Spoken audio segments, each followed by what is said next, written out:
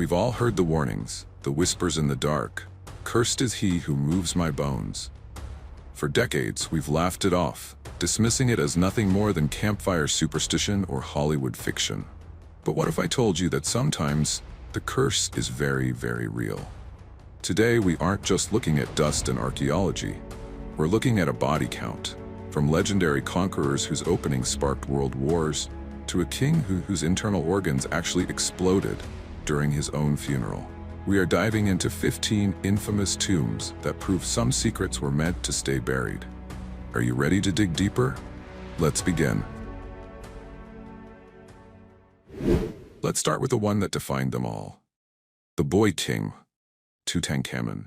For over 3,000 years he lay in total silence, tucked away in a corner of the Valley of the Kings that grave robbers somehow missed. But in November 1922, that silence was broken by a man named Howard Carter. When Carter's patron, Lord Carnarvon, asked if he could see anything through the first small hole in the tomb's door, Carter famously replied, "Yes, wonderful things."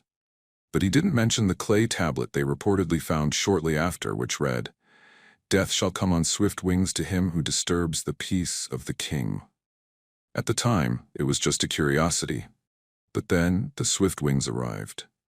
Just months after the inner chamber was opened, Lord Carnarvon was bitten by a mosquito on his cheek. A simple bite, but when he shaved, he cut it. It became infected, blood poisoning set in, and he died in agony in Cairo. At the exact moment of his death, the legend says all the lights in the city flickered and went out. Back in England, Carnarvon's dog, Susie, reportedly let out a long howl and dropped dead at the same time. Coincidence? Maybe.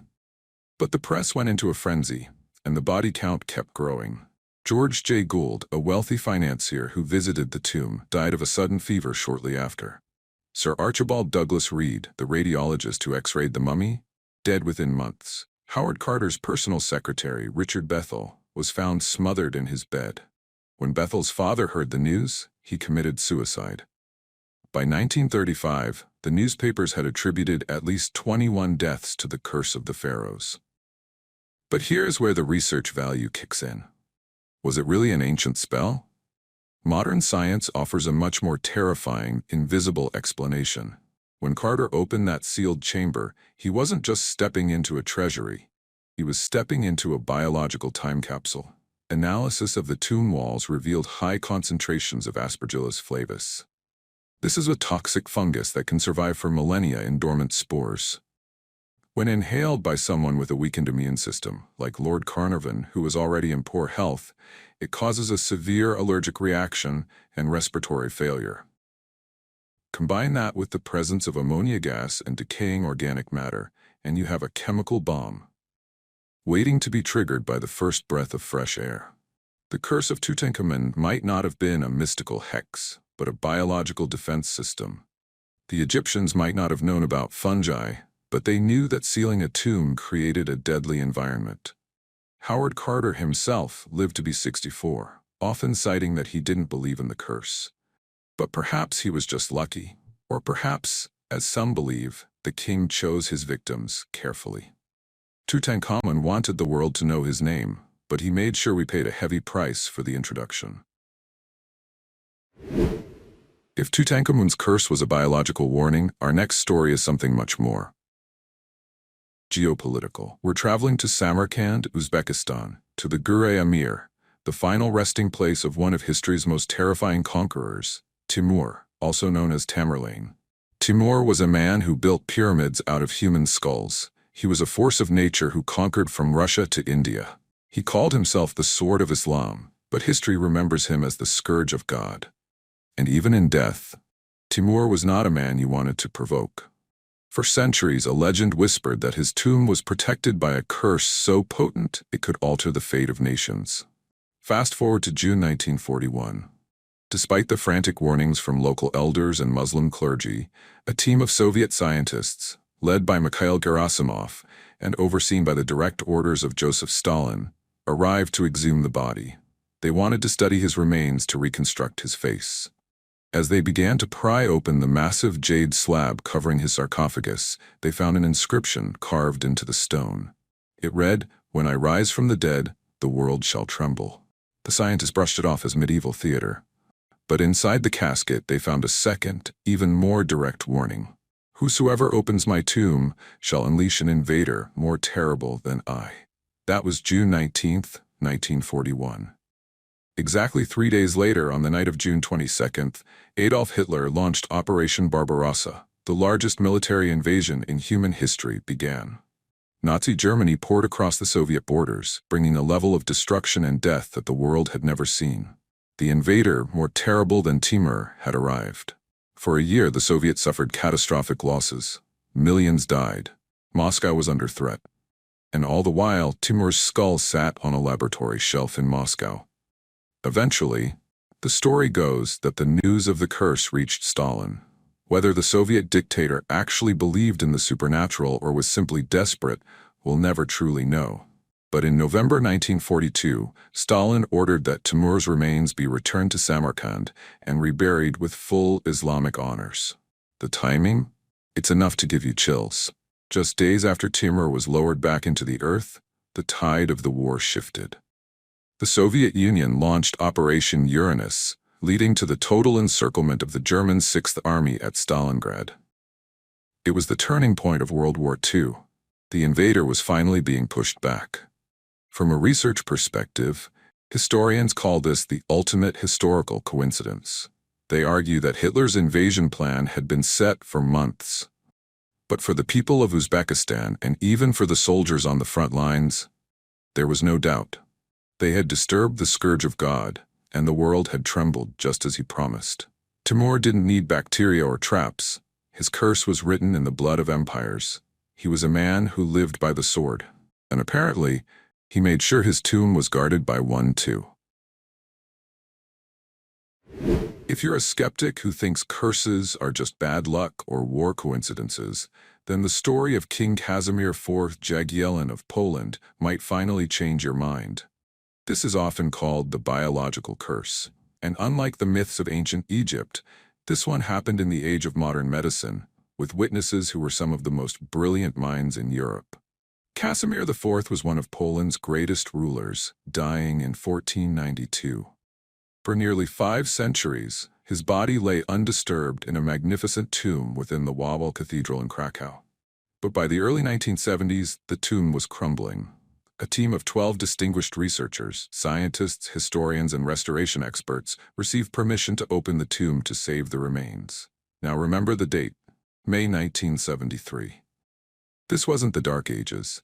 These experts knew about germs. They knew about safety. Yet, as they pried open the heavy stone lid, they felt a strange, humid warmth emanating from the darkness. One of the researchers even joked, "The king is welcoming us with a warm embrace." That joke would become a death sentence. Within a few days of opening the inner chamber, the first researcher fell ill. Then the second, then the third.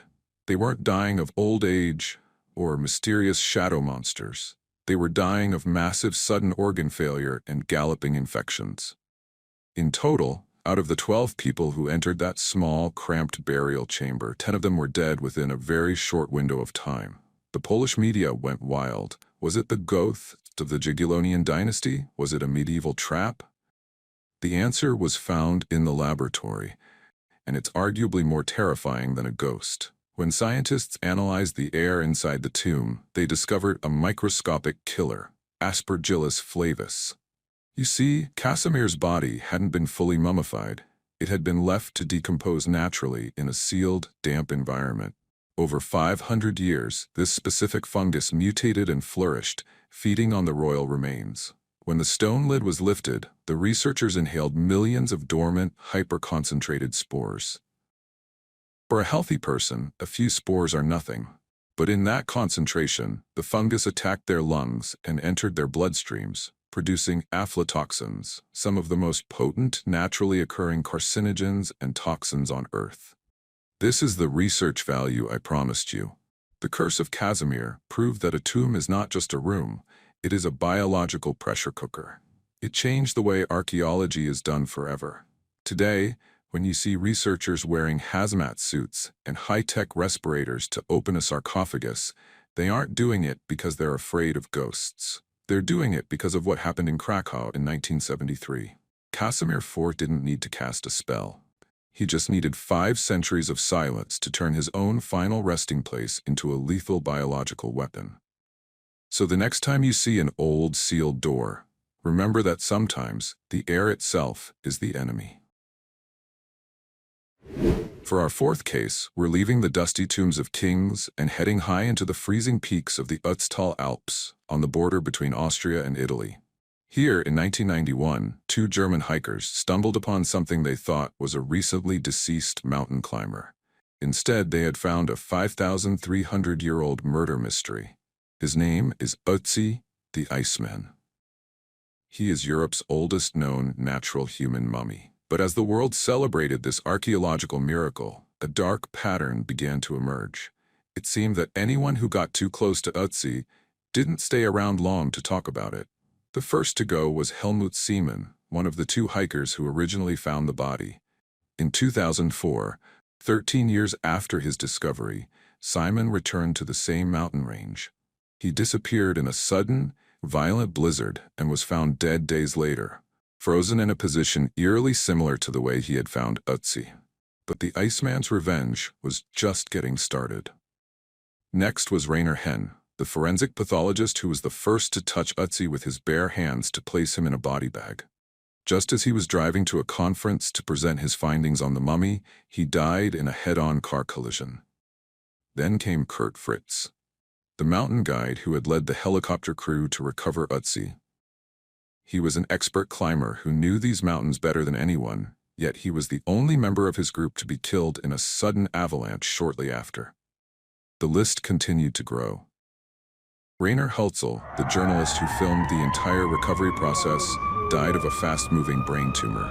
Konrad Spindler, the leading expert on the mummy who had famously laughed off the idea of a curse, saying, "It's all a media invention," died of complications from multiple sclerosis. And finally, there was Tom Loy. He was the molecular biologist who discovered human blood on Ötzi's tools, proving the Iceman had been in a fight before he died. Loy was finishing a book about the discovery when he was found dead in his home from a rare hereditary blood disease, a condition he didn't even know he had until he started studying the Iceman's blood. 7 deaths, all linked to one frozen man. Now, let's look at this through the lens of research. Is it a curse, or is it the statistical reality of the Alps? These mountains are treacherous. People die there every year. The scientists involved were often middle-aged or working under high stress. But there's a psychological element here that we can't ignore. In ancient cultures, an unburied body was a restless soul. Ötzi wasn't just dead. He was murdered, shot in the back with an arrow, and left to freeze in the mud. By removing him from his icy grave, did we disturb a spirit that had finally found peace in the cold? Science tells us it's coincidence. The mountains tell us it's nature. But the families of those 7 people might tell you something else entirely. Ötzi was frozen in time for 5 millennia, and perhaps he intended to keep it that way. Leaving the frozen Alps behind, we move to the sacred, echoing halls of Canterbury Cathedral in England. Here lies a man whose very name inspired both terror and admiration, Edward of Woodstock, famously known as the Black Prince. He was the ultimate warrior of the Middle Ages, the eldest son of King Edward III, and the hero of the Battle of Poitiers. But the Black Prince never became king. He died a slow, agonizing death from dysentery and wasting fever at the age of 45. He was buried in a magnificent tomb, topped with a life-size bronze effigy that shows him in full battle armor, his hands joined in eternal prayer. But there is a reason this tomb is whispered about in the corridors of the cathedral. You see, the Black Prince was obsessed with his final resting place. In his will, he left incredibly specific, almost haunting instructions on how he should be buried and how his tomb should be guarded. He wanted to be a silent sentinel, watching over the cathedral forever. The legend of the Knight in Rust began centuries later. Unlike many other tombs that were looted or moved during the English Civil War, the Black Prince's tomb remained strangely untouched. Why? Because local lore claimed that the Bronze Knight wasn't just a statue, it was a vessel. In the Victorian era, and again in the mid-20th century, Various workmen and historians attempted to perform restoration or scientific examinations of the effigy. This is where the accounts turn dark.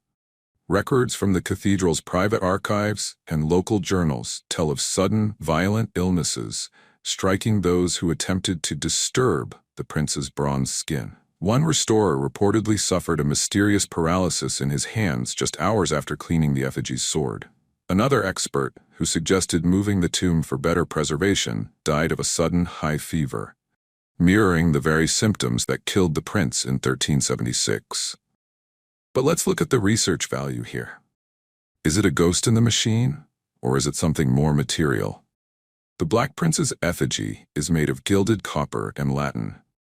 Over centuries, these metals undergo chemical reactions with the damp, salty air of Canterbury.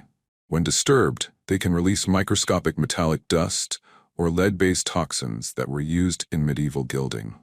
If inhaled or absorbed through the skin, these can cause immediate neurological or respiratory distress. Beyond the chemistry, there is the psychological aura of the place. The Black Prince was a man of total discipline. His tomb features his motto, Ishtina, I serve. Even in death, his presence is so commanding that it creates a sense of taboo. Historians note that for nearly 700 years, no one has dared to open the actual stone chest beneath the bronze figure. We have x-rayed it, we have scanned it, but we have never looked inside.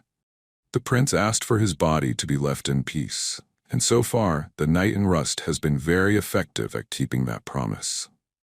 Is it a curse, or is it just the lingering weight of a warrior's will? Perhaps, in the case of the Black Prince, they are one and the same. Our journey now takes us to the year 410 AD, to the banks of the Busento River in Cosenza, southern Italy. Here lies a secret so dark and a curse so ruthless that it didn't start with a spell, it started with a massacre. This is the tomb of King Alaric I, the leader of the Visigoths and the man who did the unthinkable. He sacked Rome. For 3 days his army stripped the eternal city of its gold, silver, and ancient treasures. But shortly after this triumph, while marching south, Alaric was struck down by a sudden mysterious fever. But Alaric didn't want a grand pyramid or a visible monument. He wanted to be invisible. He wanted his treasures, the spoils of Rome, to be buried where no Roman could ever find them. According to the historian Jordanes, Alaric's men performed a feat of engineering that was as brilliant as it was cruel. They forced a massive group of captives, slaves and prisoners of war, to divert the flow of the Busento River. While the riverbed was dry, they dug a massive vault, buried Alaric in his full golden armor alongside his horse and the vast riches of Rome. Then, they broke the dams and let the river roar back into its natural course, covering the grave forever. But here's the curse part. To ensure the secret was never told, the Visigoth soldiers executed every single slave who worked on the project. Hundreds, perhaps thousands of men were slaughtered on the riverbanks that day. Their blood mixed with the water that now covers the king. Since that day, the Busento River has been a place of obsession and death. During the Renaissance, treasure hunters disappeared, trying to probe the muddy depths. In the early 20th century, even the Nazis became obsessed with it. Heinrich Himmler sent a team to Cosenza, believing that finding Alaric's tomb would grant the Third Reich mystical power. But the river gave them nothing but mud and frustration. From a research perspective, the curse of Alaric is a masterclass in psychological and physical deterrence. First, there's the river itself. The Busento is prone to flash floods and shifting silt. Anyone trying to dig in its bed faces a literal wall of water and collapsing mud, a natural trap designed by ancient engineers. Second, there is the curse of the witnesses. The mass execution of the workers created a local legend of restless spirits that has kept people away for centuries. In archaeology, we call this a taboo landscape. The memory of the massacre is so ingrained in the soil that it acts as a mental barrier. To this day, Alaric's treasure, including, some say, the sacred menorah from the Temple of Jerusalem, remains lost. The river still flows, cold and silent, over the bones of a king and the slaves who died to keep his secret. Alaric didn't need a written curse. He made the earth itself a witness to his silence, and the river has never broken its vow. In the vast, rolling grasslands of Mongolia, there's a place known as Ecuador, the Great Taboo. For 800 years, this 240 square kilometer zone was strictly forbidden to everyone except the royal family and a specialized elite guard. Why? Because somewhere within these boundaries lies the man who conquered half the known world, Genghis Khan. Unlike the pharaohs who built pyramids to be seen from space, Genghis Khan wanted to be erased. He understood that a grave is just a target for enemies and looters. So he designed a curse of total silence. A curse enforced not by spirits, but by cold, hard steel. The story of his funeral procession is one of the most chilling accounts in history. Legend says that as his soldiers carried his body back to his homeland, they killed every single person they encountered on the road. Thousands of innocent travelers, farmers, and children were slaughtered just for being in the wrong place at the wrong time. But it didn't stop there. Once the body was finally placed in its secret vault, the soldiers who buried him were executed by another group of soldiers. And then, that second group of soldiers was executed by a third. The goal was simple: 0 witnesses. No one alive could point a finger and say, "He is here." To further hide the site, they reportedly diverted a river over the grave, or according to other legends, they had 1,000 horses trample the ground until it was as flat and featureless as the rest of the steppe. Then they planted a forest over it to let nature reclaim the rest. But here is the research value for the modern age. We've tried to find him. In the early 90s, a joint Mongolian-Japanese expedition called Gurvangol used satellite imagery and ground-penetrating radar. They were met with strange equipment failures, sudden, unexplainable storms, and a public outcry from the local population who believed that disturbing the Khan would trigger the end of the world. Even today, researchers like Albert Lin have used crowdsourcing and non-invasive technology to scan the mountains. They found structures, but every time they get close to a breakthrough, something stops the progress. Legal hurdles, cultural taboos, or the sheer brutal terrain of the Khenti Mountains. The curse of Genghis Khan is the curse of the forbidden. It's a cultural shield so strong that even in the 21st century, the secret remains intact. Mongolians believe that if the tomb is opened, it will release a world-ending catastrophe, much like the prophecy of Timur's tomb. From a tactical perspective, Genghis Khan achieved the ultimate victory over time. Most kings are eventually dug up and put behind glass in a museum. But the Great Khan? He remains where he wanted to be. Nowhere and everywhere. He didn't just bury his body, he buried the very possibility of finding him. And in the silence of the Mongolian wind, you can still feel the weight of that silence. From the cold steppes of Asia, we fly across the ocean to the dense, cloud-choked jungles of the Longanadis Mountains in Ecuador. Here lies a mystery born of betrayal, a room full of gold, and a king whose spirit refused to go quietly into the night. This is the story of Atahualpa, the last sovereign emperor of the Inca Empire. In 1533, Atahualpa was captured by the Spanish conquistador Francisco Pizarro. To buy his freedom, the emperor offered a ransom that remains legendary. He promised to fill a large room once with gold and twice with silver. For months, gold flowed from every corner of the empire. But Pizarro, fearing an Inca uprising, betrayed his word. He executed Atahualpa by strangulation before the full ransom could be delivered. When the news of the emperor's death reached the Inca general Rumiñahui, who was on his way with the final massive shipment of gold, he didn't surrender. Legend says he took the treasure, thousands of tons of gold, and hid it in a secret location deep within the Longonates. Then, he took Atahualpa's mummified body and vanished into the mountains.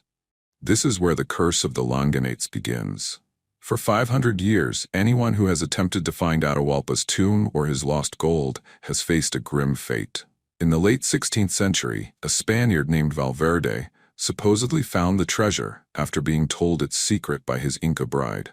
He became incredibly wealthy but died mysteriously shortly after, leaving behind a cryptic map called the Derrotero de Valverde. Since then, the map has been a death warrant. In the 1850s, an English botanist named Richard Spruce went looking for it. he barely escaped with his life, plagued by strange illnesses. Later, an explorer named Captain Guzman spent years searching for the site, only to vanish without a trace in the cloud forests. In the 1930s, an American treasure hunter named George Dyott disappeared for weeks. When he was finally found, he was half mad, claiming that the mountains themselves were moving to prevent him from reaching the site. But let's look at the research value. Why is this curse so effective? First, there is the geography. The Langanates are a green hell. They are a labyrinth of jagged peaks, deep bogs, and near-constant fog. It is one of the most difficult terrains on Earth. People don't die from spells. They die from exposure, starvation, and falls. Second, the Inca were masters of psychological warfare. By linking the treasure to the spirit of their murdered emperor, they created a sacred barrier. Local indigenous guides still refuse to enter certain areas of the mountains, believing that the Apu, the mountain spirits, are guarding Atahualpa. In 2012, a group of researchers found a massive, man-made stone structure in the Langanates, which many believe is the lost pyramid where Atahualpa might be resting. But the jungle reclaimed the site almost as soon as it was found. Earthquakes and mudslides have made it nearly impossible to return. Atahualpa's curse isn't a magical hex, it's the vengeance of the landscape itself. The Inca knew that the jungle would be a better guardian than any army. 5 centuries later, the last Inca still rests in his golden silence, protected by a wall of green and a legend written in blood. From the jungles of Ecuador, we head north to the heart of Mexico, to the ruins of Tenochtitlan. Here, we encounter a name that has become synonymous with a legendary curse, Emperor Montezuma II. But to understand the curse, we first have to understand the betrayal. Montezuma was the absolute ruler of the Aztec Empire. He lived in unparalleled luxury, in a city built on a lake that was cleaner and more organized than any city in Europe at the time. When the Spanish conquistador Hernán Cortés arrived in 1519, Montezuma greeted him with gifts of gold, believing he might be the returning god Quetzalcoatl. It was a fatal mistake. The Spanish took Montezuma prisoner in his own palace, using him as a puppet to control his people. The end came in 1520 during a bloody uprising. Montezuma died. Some say he was killed by his own people, who felt he had abandoned them. Others say the Spanish murdered him once he was no longer useful. But as he drew his last breath, legend says he placed a dark weight upon the land. A promise that those who came to steal the Aztec sun would pay a price in blood and suffering. Now, most people today know Montezuma's revenge as a joke about travelers' diarrhea when visiting Mexico. But for those who study the history of the Aztec tombs and the lost treasure of Tenochtitlan, the wrath of Montezuma is no laughing matter. During the Noche Triste, or the Night of Sorrows, the Spanish attempted to flee the city with massive amounts of Aztec gold. As they crossed the causeways, the Aztecs attacked. Hundreds of Spanish soldiers, weighed down by the gold they refused to drop, sank to the bottom of Lake Texcoco and drowned. That gold has never been fully recovered, and every expedition that has tried to find the lost treasure of Montezuma has been met with disaster. In the 1800s, a group of prospectors in Utah claimed to have found a hidden Aztec cache believed to be moved north to protect it from Cortés. Almost immediately, the group was plagued by internal violence, sudden madness, and strange accidents. In Mexico, those who have stumbled upon hidden Aztec sacrificial sites often report a feeling of heavy air and sudden, debilitating illness. From a research perspective, the wrath of Montezuma is a fascinating study in environmental and psychological defense. Tenochtitlan was built on a complex system of canals and volcanic soil. When ancient Aztec sites are disturbed, they release specific volcanic minerals and ancient bacteria that the modern human immune system, especially that of foreigners, is not equipped to handle. But there's more. The Aztecs were masters of psychological deterrence. Their art, their architecture, and their stories were designed to intimidate. The curse is a cultural survival mechanism. It's a way for a fallen empire to say, "You may have taken our land, but you will never own our spirit."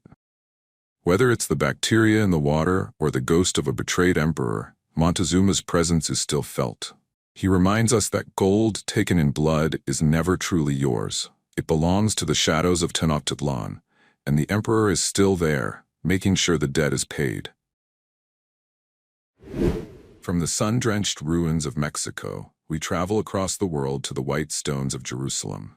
Here, in the heart of the Holy City, we find a story that is less about a vengeful curse and more about a sacred protection. This is the resting place of Baldwin IV, known to history as the Leper King. Baldwin's story is one of the most tragic and inspiring in the annals of the Crusades.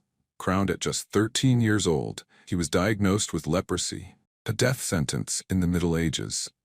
While the disease slowly ate away at his body, blinding him and forcing him to wear a mask to hide his disfigurement, it could not touch his mind or his spirit. He led his armies from a litter, defeating the great Saladin at the age of 16, and held his kingdom together through sheer force of will. When he died at the young age of 24, he was buried in the Church of the Holy Sepulchre, right near the site where Christians believe Jesus was crucified. But here is where the mystery begins.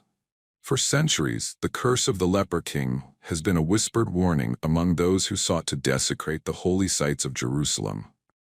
Unlike the aggressive traps of the pharaohs, Baldwin's curse is said to be a spiritual shield. During the various sieges of Jerusalem, while other royal tombs were looted or destroyed, Baldwin's final resting place remained strangely avoided.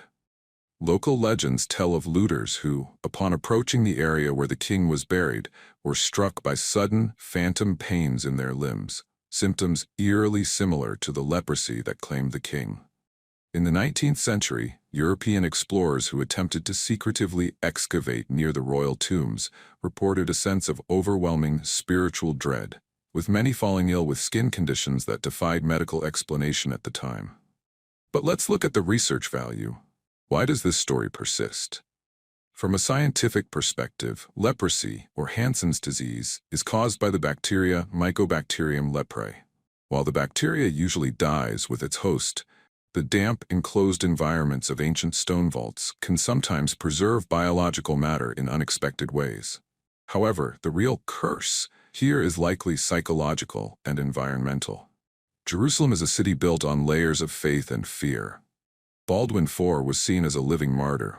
Opening his tomb wasn't just a crime, it was seen as an act of ultimate sacrilege that would invite divine intervention. In the Middle Ages, the fear of leprosy was so intense that the mere memory of the Leper King acted as a powerful deterrent. People didn't stay away because of magic.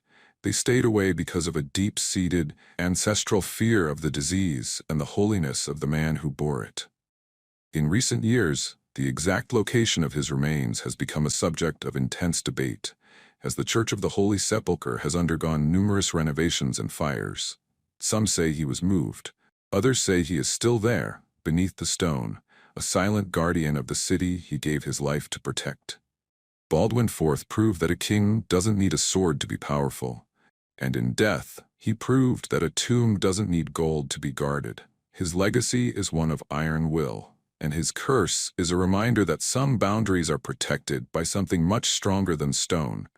They are protected by the weight of a sacred sacrifice. We move now from the sacred sands of Jerusalem to the damp, gray shores of Normandy in the year 1135. Our next story isn't about an ancient spell or a hidden trap. It is about a curse that came from within. Quite literally.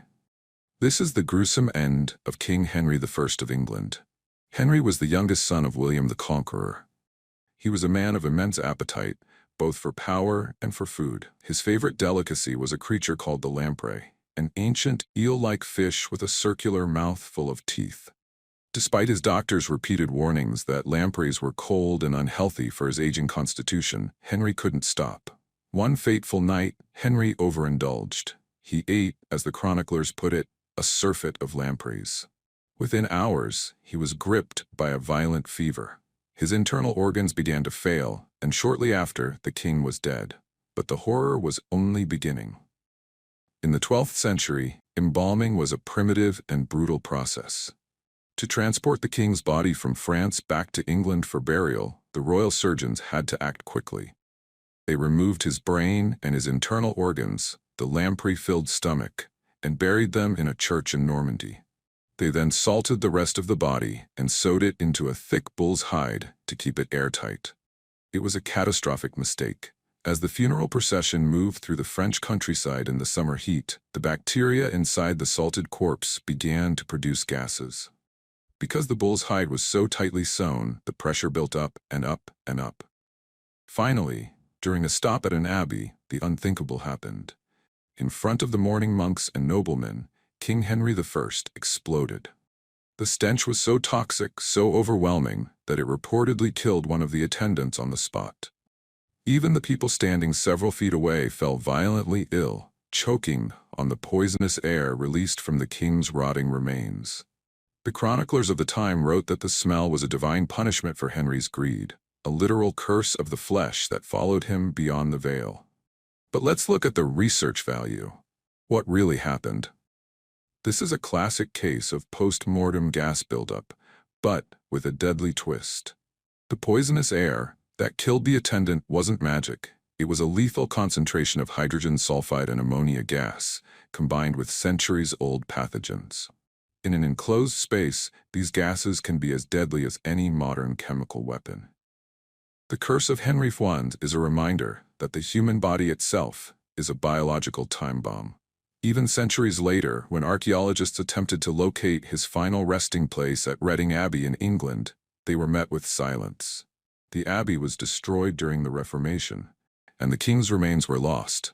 Some say he was thrown into the river. Others believe he remains under a modern-day parking lot. Henry I didn't need a tomb filled with gold to keep people away. His own body provided a warning that no one would ever forget, that the greed of the living can turn into a literal explosion of death in the afterlife. So, the next time you're offered a second helping of something you love, remember King Henry. If you thought our previous stories were strange, prepare yourself for something that defies all logic. We are heading to Rome, January 8, 97 AD. The air is cold, the city is in chaos, and inside the Basilica of St. John Lateran, one of the most disturbing spectacles in human history is about to unfold. This is the story of Pope Formosus and the Cadaver Synod. Pope Formosus had been dead for 7 months. He was buried, rotting, and at peace, or so he thought. But his successor, Pope Stephen VI, was consumed by a political vendetta so deep that death wasn't enough to end it. Stephen ordered that Formosus be dug up, dressed in full papal robes, and propped up on a throne to stand trial. Yes, you heard that correctly. A rotting corpse was put on trial. The scene was nightmare fuel. The stench of decay filled the basilica as a young deacon stood behind the corpse, whispering answers on its behalf. Pope Stephen screamed accusations at the silent, decaying body, charging him with perjury and illegally climbing the papal ladder. Not surprisingly, the corpse lost the trial. The sentence was brutal. The papal robes were ripped from the body. The 3 fingers Formosus had used for blessings were hacked off. His remains were dragged through the streets of Rome and tossed into the Tiber River like common trash.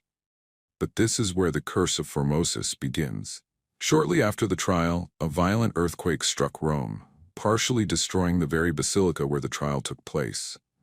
The people of Rome were terrified. They saw it as a divine scream of anger. But the curse didn't stop with a tremor. Pope Stephen VI, the man who orchestrated this madness, was stripped of his power, thrown into a dungeon, and strangled to death just months later. Over the next decade, nearly every pope who had played a part in desecrating Formosus's body met a violent or sudden end. Poisonings, strangulations, and mysterious disappearances became the norm. The curse seemed to haunt the very office of the papacy. From a research perspective, the Cadaver Synod is a window into a period historians call the Saeculum Obscurum, the Dark Age of the papacy. It shows how the desecration of a tomb can trigger a collective psychological collapse. The curse wasn't necessarily a ghost rising from the Tiber.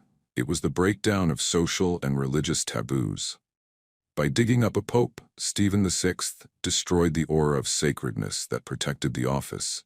leading to a cycle of violence that nearly destroyed Rome. Eventually, legend says that Formosus's body was caught in a fisherman's net and returned to St. Peter's Basilica. Stories claim that when the corpse was carried back into the church, the statues of the saints bowed in respect. The story of Pope Formosus is a grim reminder that when you dig up the past to settle a score, you might just bury your own future.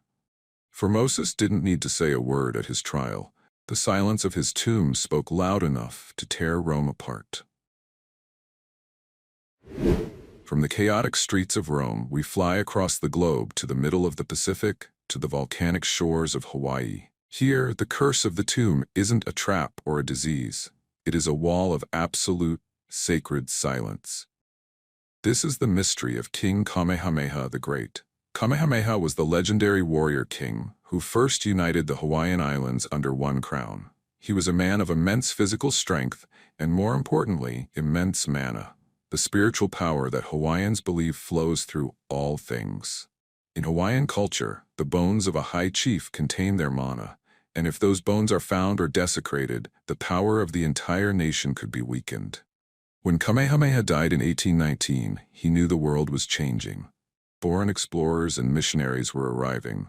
He knew that his body would be a prize for those who didn't understand its sacredness. So he gave a final, absolute command. His bones must be hidden where no mortal could ever find them. The duty fell to two of his most trusted high chiefs, Ho'opili and Ho'olulu. Legend says they took the king's remains in the middle of the night, rowing a small canoe along the rugged Kona coast. When they returned, they refused to say a word. The only record we have is a haunting Hawaiian proverb. Only the stars of the heavens know the resting place of Kamehameha. For over 200 years, the search for Kamehameha's tomb has been met with a curse of failure. In the late 1800s, King Kalakaua, known as the Merry Monarch, attempted to find the remains to give them a modern royal burial. He searched the secret caves of the Kaloko-Honokohau area, but every lead ended in a dead end. Some say those who accompanied him suffered sudden, unexplainable accidents or felt an overwhelming weight in the air that forced them to turn back. But let's look at the research value. What makes this guardian so effective? In Hawaii, this is known as the kapu, the sacred law. The curse here is psychological and cultural. To this day, local families who might have inherited the secret of the location will never ever speak of it. To reveal the king is to commit a spiritual crime that would bring disaster upon your bloodline. In archaeology, this is a perfect example of living protection. The tomb is guarded not by stone, but by the loyalty of a people. From a geological perspective, the Big Island of Hawaii is a labyrinth of lava tubes, subterranean tunnels formed by volcanic eruptions. These tubes can stretch for miles, some ending in the ocean, others buried under solidified rock. It is the perfect natural fortress. Is there a curse for those who dare to look? Many explorers who have tried to crack the code of the Kona caves report strange equipment failures, GPS systems going haywire, or cameras failing to capture images in specific locations. Skeptics call it magnetic interference from the volcanic rock. But the locals? They call it the mana of the king, pushing the world away. Kamehameha remains the hidden guardian. He achieved what almost no other world leader in this video did. He vanished completely into the land he loved. He didn't build a monument to his ego. He made himself a part of the earth. And as long as his bones remain hidden, his mana continues to protect the islands. Some secrets aren't meant to be discovered. They are meant to be respected. We return now to Egypt, but not to the hidden corner of a boy king. We are standing before the tomb of the man historians call the Napoleon of Egypt, Pharaoh Thutmose III. He was a warrior who never lost a battle, a conqueror who expanded the empire to its absolute zenith. And when it came to his final resting place, he used the same strategic genius he used on the battlefield to create a masterpiece of lethal architecture. Thutmose III's tomb, known as KV-34, is hidden high up in a cliff face in the Valley of the Kings. Accessing it requires climbing a steep, narrow path that leaves you exposed and exhausted. But that was just the perimeter defense. Thutmose didn't rely on spiritual hexes alone. He relied on gravity, darkness, and psychological terror. As you enter the tomb, the first thing you encounter isn't a wall of gold. It's a massive, deep shaft cut straight into the floor. This well shaft served two purposes. First, it channeled floodwaters away from the burial chamber. But second, it was a deadly trap for grave robbers. In the pitch black of the tomb, one wrong step meant a 30-foot plunge onto hard stone. If you managed to bypass the pit, you didn't find the king. You found a dead end. Thutmose designed a labyrinth of false walls and hidden doors. The burial chamber itself is located at a sharp, 90-degree angle from the entrance, a layout intended to confuse the soul of the intruder and protect the king's ka. But here is where the curse takes a physical form. For those who dared to breathe the air of KV-34, Thutmose had one final surprise. The tomb was decorated with a complete version of the Amduat, the book of that which is in the afterworld. The walls were painted to look like a giant papyrus scroll. Over thousands of years, the pigments used in these paintings combined with the extreme heat and lack of ventilation created a toxic atmosphere. Early explorers who entered the tomb reported sudden, violent headaches, nausea, and fainting spells. They called it the Pharaoh's breath. Today, we know it's a mix of concentrated carbon dioxide and potentially ancient spores trapped in a space that was never meant to be opened. From a research perspective, Thutmose III's tomb is a masterclass in active defense. He was the first to move the burial chamber away from the main axis of the tomb, a technique that would be copied for centuries. He understood that the best way to guard a secret isn't to make it magical, but to make it physically impossible to reach. When archaeologists finally reached his sarcophagus, they found it empty. Looters had eventually found a way in centuries before. But the curse of the architect lived on. The sheer complexity of the tomb's design has caused modern-day collapses and structural failures, making it one of the most dangerous sites for researchers to study. Thutmose III didn't just build a tomb, he built a fortress for his soul. He remains the architect of death, reminding us that even 3,500 years later, a genius's mind is a dangerous place to wander. If you decide to enter KV-34, watch your step. Because the king is still playing the long game.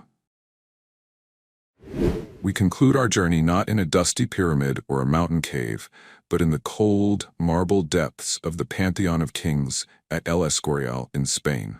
Here lies a man whose entire existence was considered a curse, Charles II, the last Habsburg ruler of Spain. History knows him by a chilling nickname, El Hechizado, the Bewitched. Charles was the product of generations of royal inbreeding. By the time he was born, his family tree was less of a tree and more of a single, tangled root.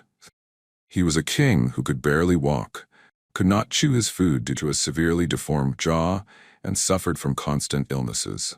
But the curse of Charles II didn't just haunt his life. It claimed anyone who dared to look too closely at his death. Charles died in the year 1700, at the age of only 38, looking like an old man. His autopsy report is one of the most disturbing documents in medical history. The royal surgeon wrote, and I quote, "His heart was the size of a peppercorn, his lungs corroded, his intestines rotten and gangrenous. He had a single testicle, black as coal, and his head was full of water." It was as if his very body had been cursed from the moment of conception. But the real horror, the tomb curse, began long after he was buried. In the mid-19th century, during a period of political upheaval, his sarcophagus was opened. What the witnesses found inside sent shockwaves through Spain. While the bodies of other kings buried decades after him had turned to dust, Charles II remained intact. Despite his rotten insides during the autopsy, his corpse appeared perfectly preserved, almost as if he were sleeping. But it wasn't a peaceful sight. Witnesses reported a feeling of overwhelming, soul-crushing dread. The lead physician who examined the preserved body reportedly suffered a nervous breakdown and died shortly after, claiming he was haunted by the king's empty, staring eyes. But let's look at the research value. Why did this cursed body refuse to decay? From a scientific perspective, this is a rare phenomenon called adipocere or grave wax. In certain airtight, cold environments like the stone vaults of El Escorial, the body's fat can turn into a hard wax-like substance that preserves the form for centuries. But to the people of the 1800s, this wasn't science. It was proof that the bewitchment of the king was eternal. The curse of the bewitched is a psychological mirror. It represents the decay of an entire empire. Charles II was the living embodiment of the sins of his ancestors, and his tomb serves as a final grotesque reminder that trying to keep bloodlines pure only creates monsters that nature eventually reclaims in the most horrific ways. When you stand before his tomb today, the air feels colder than in the rest of the cathedral. There is a heavy silence that speaks of genetic tragedies and the end of an era. Charles II didn't need to cast a spell on his tomb. His life was the spell, and his death was the final tragic release. He was the king who was cursed to live, and in the end, he became a legend that refused to die. And with that, we close the book on 15 tombs that proved that some secrets, whether biological, historical, or spiritual, carry a price that most are not prepared to pay. So, what have we learned from these 15 silent sentinels? Perhaps the real curse isn't a magical spell, but a simple truth. The past does not like to be disturbed. Whether it's ancient fungi, toxic gases, or just the heavy weight of historical coincidence, these tombs remind us that some boundaries are meant to be respected. We dig for gold, for glory, and for knowledge. But remember, when we open the earth, we aren't just looking at history. We are looking into the eyes of those who never wanted to be found. Respect the dead, or risk becoming a part of their story. Thanks for watching.